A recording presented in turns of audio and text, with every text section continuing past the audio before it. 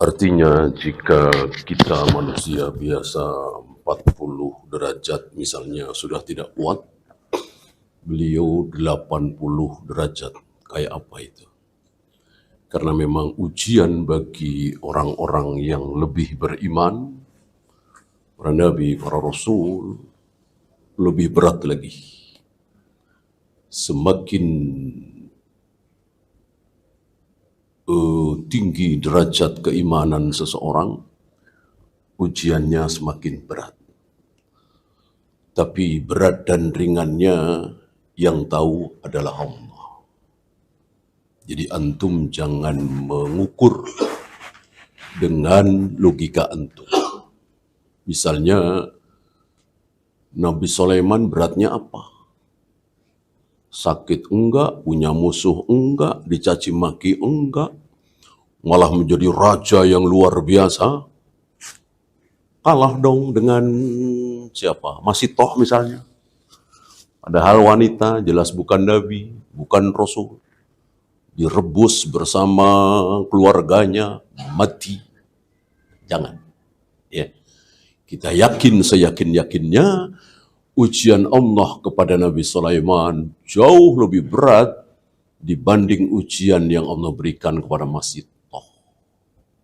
Kenapa? Karena Allah Maha tahu, kita tidak serba tahu. Gitu. Artinya apa? Seandainya dibalik, Masitoh diuji seperti Nabi Sulaiman, diberi kekuasaan yang luar biasa, menguasai bukan hanya manusia, tapi juga binatang, jin, insya Allah Masitoh nggak akan sanggup. Artinya, sombong misalnya, bukan bersyukur malah kufur misalnya. Nabi Sulaiman sanggup, tidak sombong beliau, tidak kufur. Ya, bahkan saat beliau mendengar, melihat semut berbicara sesama mereka, mari kita masuk ke liang kita, jangan sampai terinjak oleh Sulaiman dan bala tentaranya. Nabi Sulaiman dengerin ucapan semut ini. Beliau tersungkur, beliau sujud, beliau memohon ampun kepada Allah, beliau bersyukur, bukan menyombongkan diri. Kalau kita mungkin sudah nggak kuat, artinya akan sombong. Gitu. Karena ujian kan bukan cuman banjir,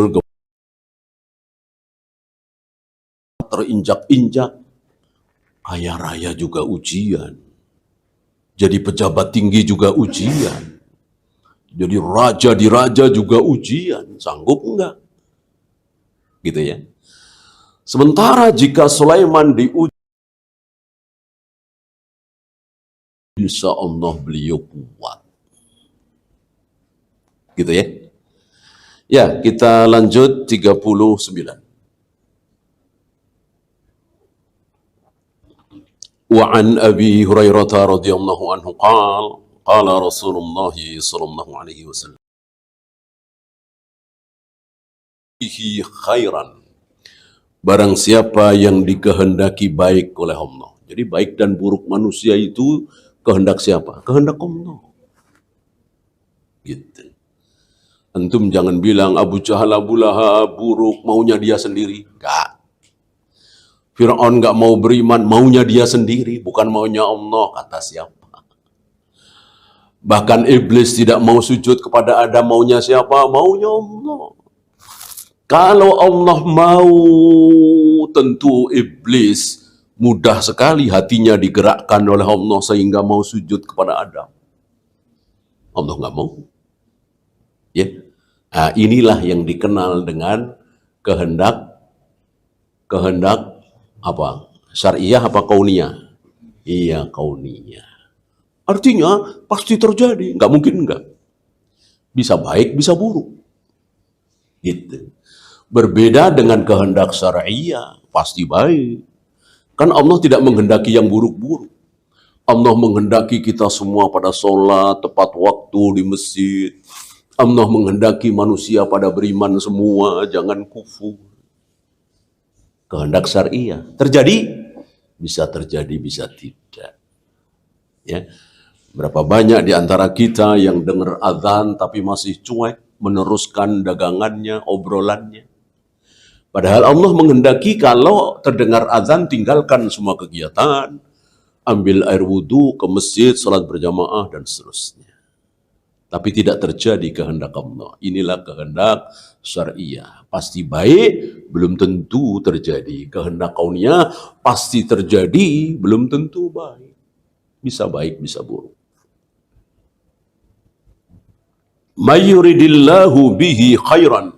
Barang siapa yang dikehendaki baik oleh Allah. Jelas ini kehendak kauniyah.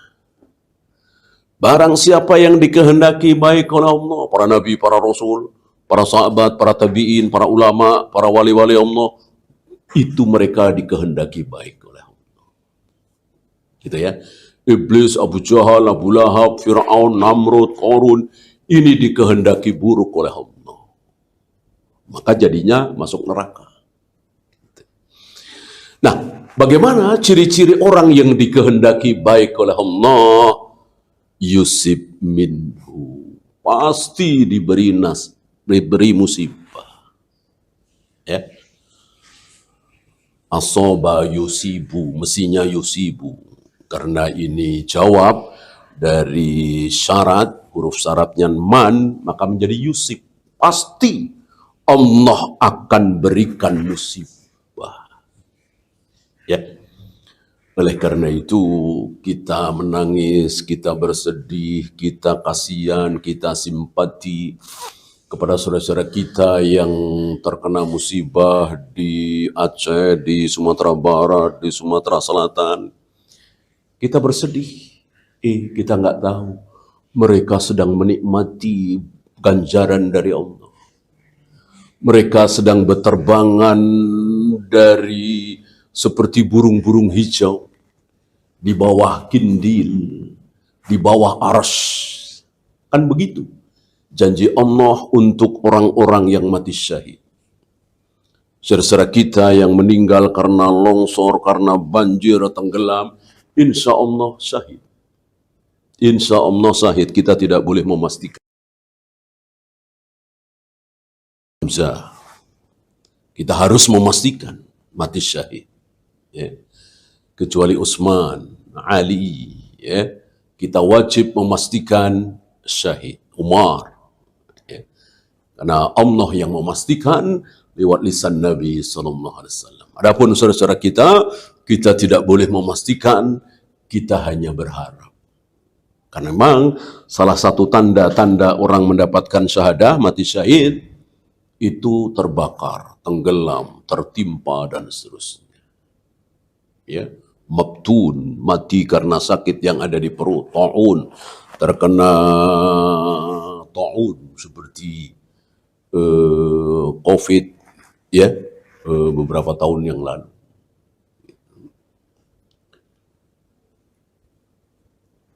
Nah, kita sedih, kita simpati, kita kasihan, tapi saudara-saudara kita ini sedang bergembira ria. Inda rabbihim yurzaku. Diberi rizki di sisi Allah oleh bangsa kera dan babi Yahudi, yaitu saudara-saudara kita di Gaza. Kita kasihan sekali. Tapi mereka sedang bergembira ria. Inda rabbihim yurzaku. Ya. Allah lewat lisan Nabi SAW untuk kita dan saudara-saudara kita yang terkena musibah. Biasanya ya, walaupun tidak 100%. Dengan ditimpa musibah akhirnya dia sholat berjamaah setiap waktu. Gitu. Dengan ditimpa musibah akhirnya dia ngaji. Lalu kenal sunnah. Awalnya kena musibah. Mungkin dagangannya bangkrut, mungkin terjatuh dari motor, lalu dia lebih dekat dengan Allah, menjadi baik, lebih taat, dan seterusnya.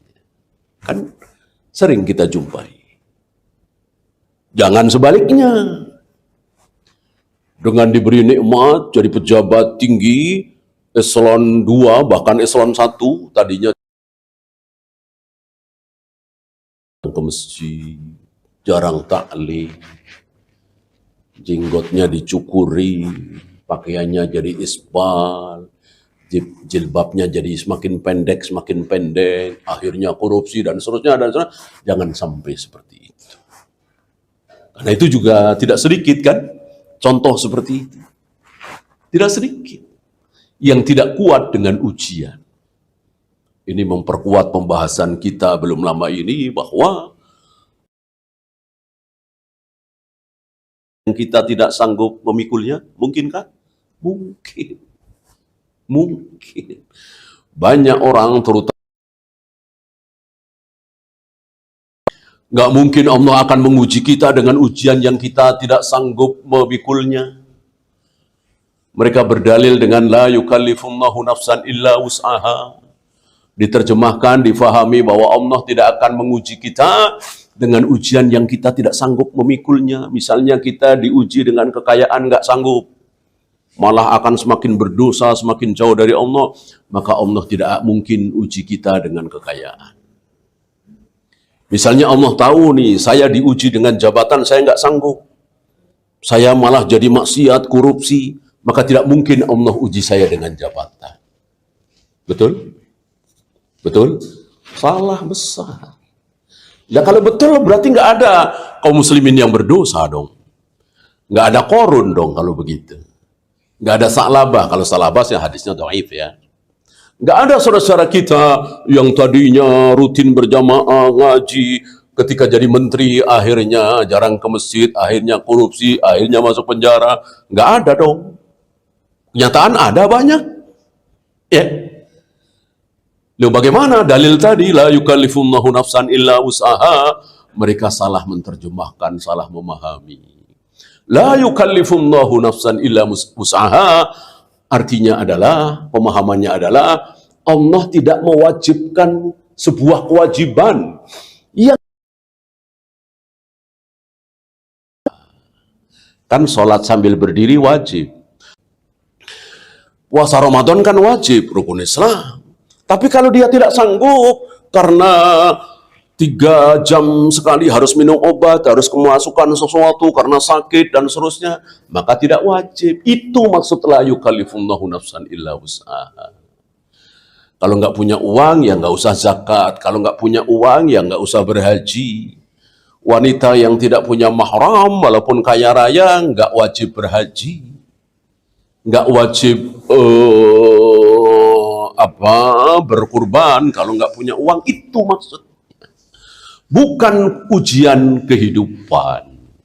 Kalau ujian kehidupan sangat mungkin, bahkan sudah di depan mata kita Allah menguji seseorang dengan ujian yang orang itu nggak sanggup. Buktinya apa? Setelah diuji dia korupsi lalu masuk penjara. Bukan 1-2 ya.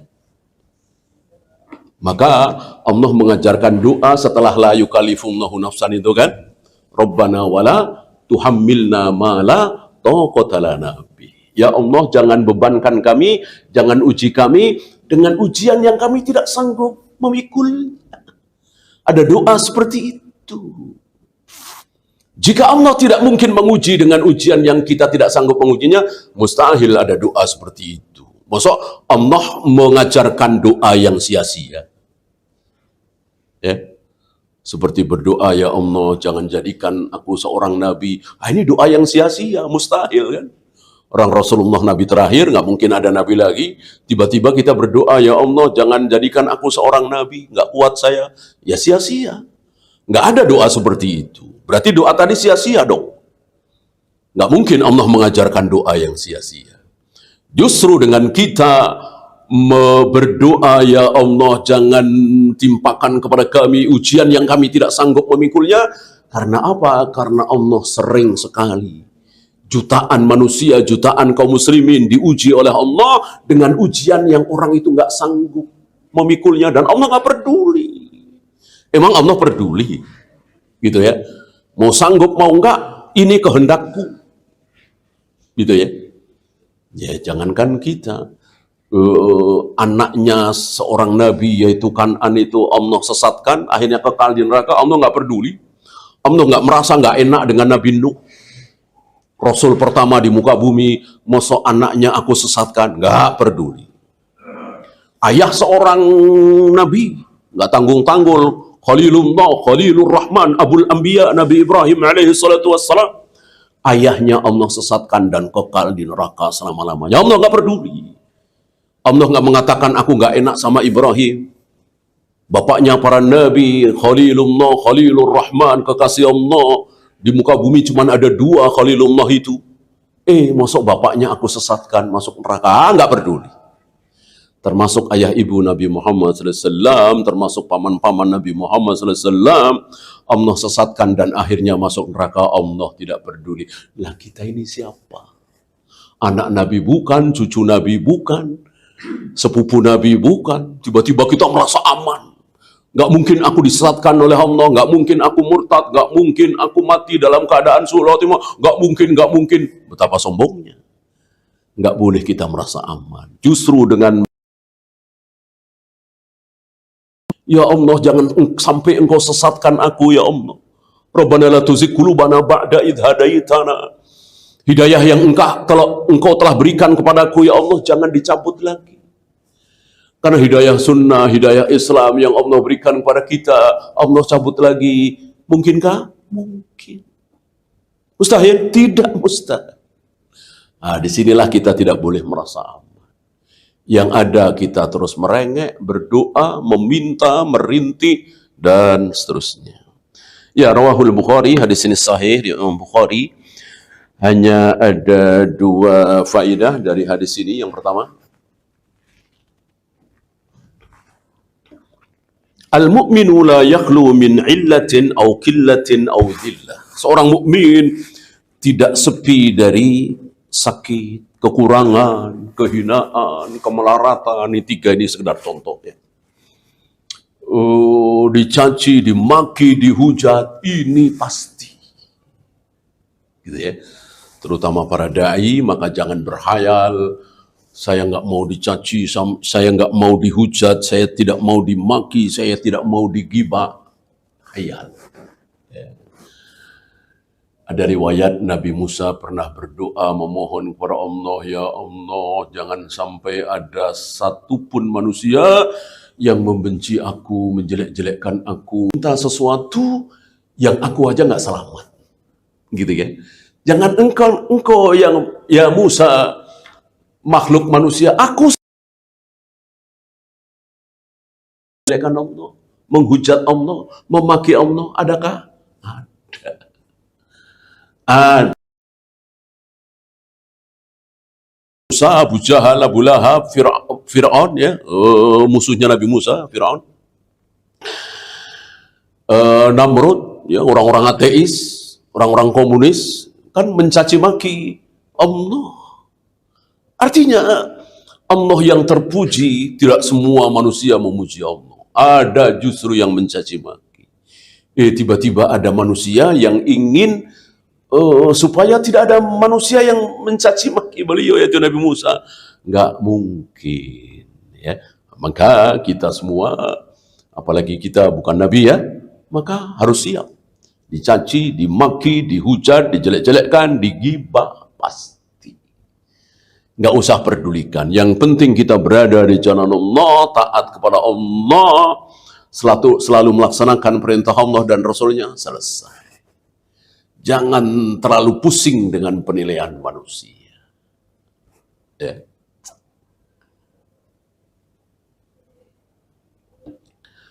Ada kisah jenaka yang menunjukkan bahwa orang itu akan pusing kalau dia terlalu memperhatikan penilaian manusia.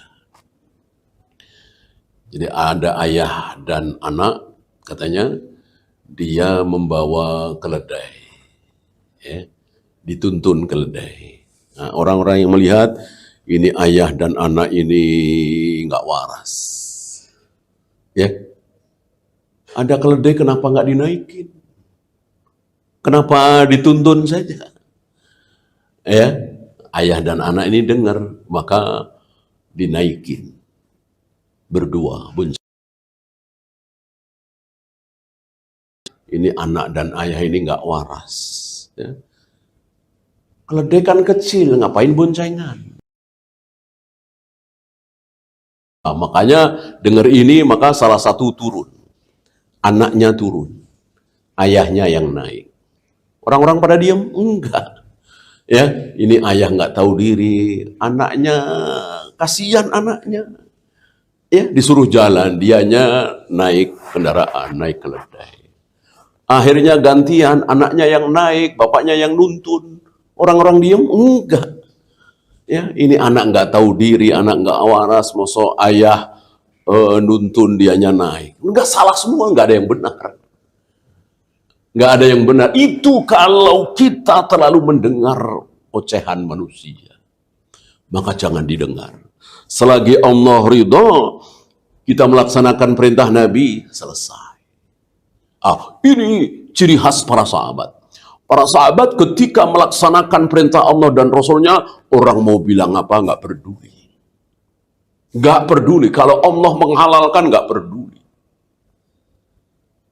Kan sempat para sahabat itu maju mundur ya. Maju mundur karena nggak enak, nggak pantas, apalagi ya, nggak etis, atau bahkan mungkin tercela. Ada istri orang diambil. Itu. Kata Rasulullah, ini halal. Karena ini kita dapat dari peperangan, dapat ghanimah. Dan itu istri orang, ada suaminya di situ, kafir. Ya, kalau kita barangkali merasa nggak enak, apalagi HAM, apalagi PBB, ya, Allah dan Rasulnya menghalalkan. Karena ini sehabis jihad dapat ghanimah, boleh diambil. Ini hebatnya para sahabat. Mau logika, mau nurani, mau ucapan manusia, nggak peduli. Yang penting Allah menghalalkan. Selesai. Beda dengan kita. Terlalu pusing dengan Allah dan Rasulnya, kita nomor 2 kan. Bahkan nomor 3, sekian. Waliyadzubillah. Makanya, derajat pada Nasrani terutama, Allah rendahkan serendah-rendahnya. Hari ini kembali. Karena kita tidak peduli dengan penilaian Allah, kita justru terlalu pusing dengan penilaian manusia, akhirnya kita direndahkan oleh Allah serendah-rendahnya. Ya miskin, ya melarat, ya lemah. Sementara musuh-musuh Islam, Eropa, Amerika, Jepang, orang-orang kafir, Allah tinggikan setinggi-tingginya. Kuat, jaya, hebat, berkuasa. Gara-gara itu, gara-gara kita tidak mencari ridha Allah sebagai tujuan utama. Ya, satu lagi. Al-ibtila'u ammaratu hubbillahi li'abdihi hatta yarfa'a darajatahu. Ujian itu sebagai tanda kecintaan Allah pada seorang hamba. Jadi kalau kita diuji, bentar-bentar sakit, bentar-bentar masuk angin, bentar-bentar celaka. Pokoknya ujian lah. Kita boleh berbangga, boleh berharap. Berarti ini tanda bahwa Allah mencintai aku. Gitu. Walaupun tentu tidak boleh kita tantang, kita cari, nggak boleh. Karena ujian kan macam-macam. Bukan hanya sakit, bukan hanya kebanjiran, bukan hanya tanah longsor, bukan hanya gunung meletus, dan seterusnya. Hatta yarfa'a darajatahu, sampai nanti Allah mengangkat derajat kita. Ya. Wa yu'liya martabatahu, Allah tinggikan martabat. Ya. Wa yukaffiru khati'atu, Allah hapuskan kesalahan-kesalahan kita. Lewat hal-hal seperti itu. Ya. Inilah bekal bagi kita. Selagi kita masih di dunia, maka tidak mungkin kita tidak diuji. Jangan antum merasa saya kaya, harta saya cukup, ketika saya sakit, saya mudah bayar untuk rumah sakit, dokter yang paling ahli sekalipun, lalu merasa aman. Jangan. Mungkinkah harta kita yang luar biasa itu dalam sekali tempo akan habis ludes? Mungkin sekali. Sangat mungkin sekali. Nggak mustahil. Maka jangan merasa aman. Ya, selagi kita kaya, selagi kita sehat, selagi kita aman, kita terus ingat Allah, berzikir, taat. Nanti saat kita diuji, dicoba, Allah pun akan ingat kita, menolong kita. Ya, al-jaza'u min jinsil amal. Ya, itu saja. Ada pertanyaan barangkali? Silakan.